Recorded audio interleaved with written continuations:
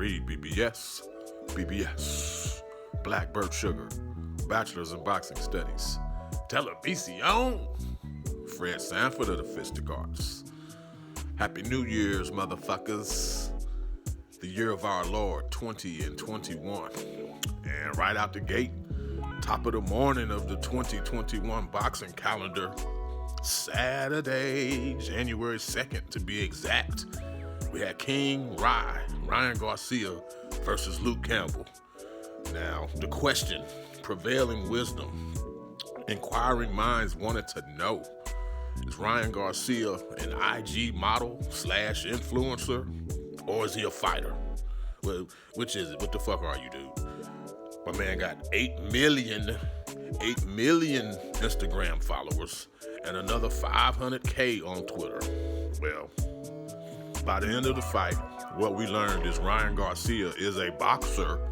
He's a boxer who models and influences on Instagram. So put some respect on my man's modeling, all right?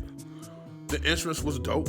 Came out on a throne with the crown being carried to the ring. We've seen this done with Prince Nassim Hamed, with Floyd Mayweather, most recently Tyson Fury, before the rematch with Deontay Wilder.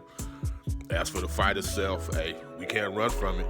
Garcia got dropped and dropped hard the second round. My man's arm was folded all behind him. That's a sign of how hurt he was, because he couldn't even brace his own fall. He was hurt. He even admitted as much in his post-fight interview. But he got up, dusted himself off. By the fourth round, he was piecing Luke Campbell the fuck up. He hurt Campbell with a left hook, his patented left hook, high to the head, but it was at the very end of the fifth, so he couldn't even follow up with another shot to capitalize on it. And then he 10 counted him with a body shot in the seventh. Like, can't be mad at that. Luke Campbell, 2012 gold medalist, southpaw, just as tall and rangy as Garcia, so there was no size advantage. They're looking eye to eye, basically. Now, a lot of you're like, oh, he's known for losing. Luke Campbell, that's all he does is lose. He's getting way too much credit just for losing fights. Let me ask you this. Did Lomachenko stop Luke Campbell? No.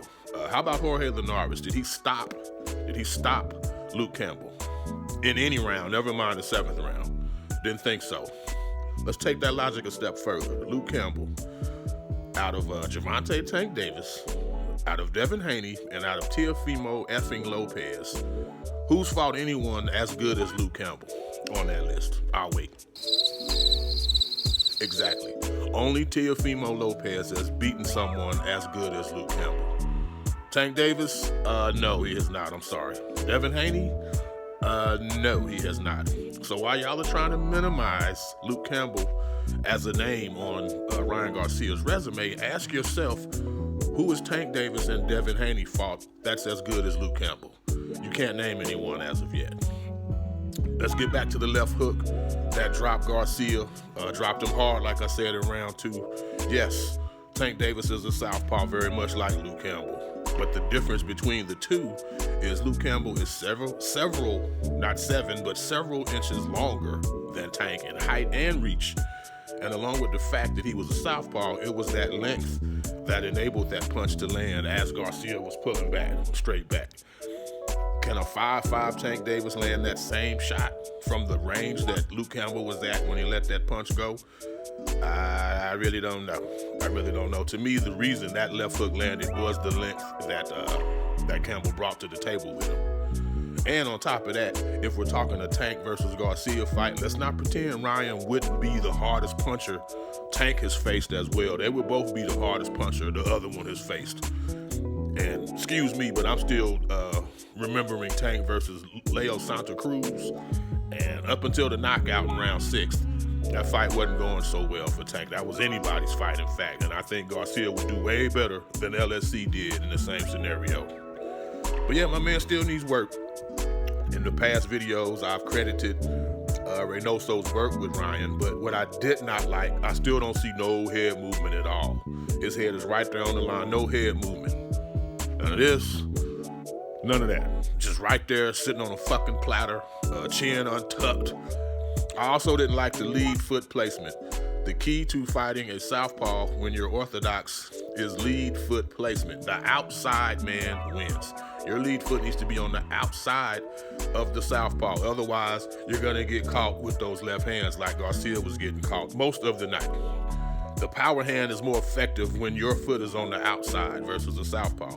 Ryan Garcia's, his lead foot was constantly even, parallel with, or inside of Campbell's. And him and Reynoso got to work on that shit. But all in all, man, look, good performance. We wanted to see him tested. He was tested. So now let's not bitch about the fact he was tested, all right?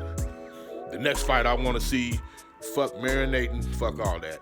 Tank Davis versus Ryan Garcia. That needs to be next. That's the biggest money fight to make at 135, bar none. Tank has out of the ring issues, domestic violence videos and shit, hit and run cases. Ryan Garcia, he's busy impregnating all of Southern California. So both of these men need to get this money in 2021. Get that bag now. Don't let it marinate. It needs to be next. But yeah, man, Ryan Garcia, looks and hooks. Looks and hooks. REED-BBS. BBS. Blackbird Sugar.